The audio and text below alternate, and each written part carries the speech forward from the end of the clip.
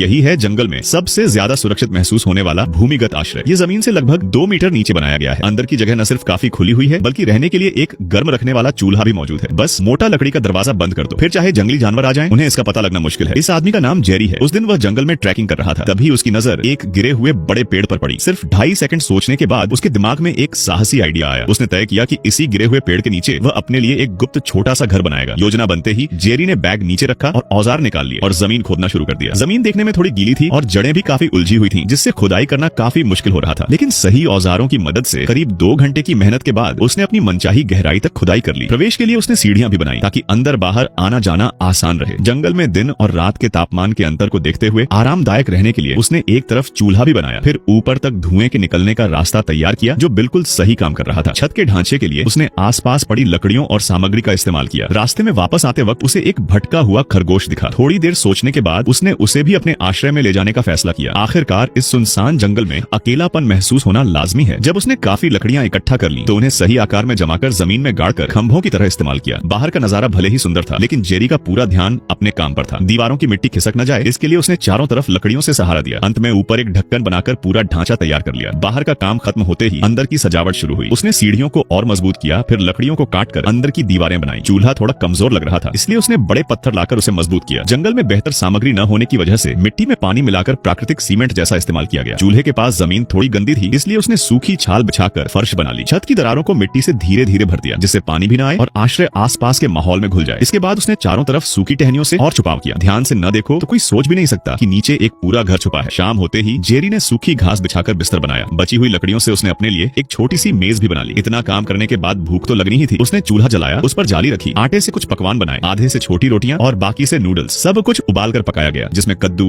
हरी सब्जियां और मूंग शामिल थी। स्वाद भले ही बहुत खास न हो, लेकिन इस सुनसान जंगल में इतना खाना भी किसी लग्जरी से कम नहीं था। पेट भरने के बाद उसने दिए की रोशनी में आसपास देखा। सब कुछ सुरक्षित लगने पर जेरी अपने नए बने घर में लेट गया और चैन की नींद सो गया। देखने के लिए धन्यवाद।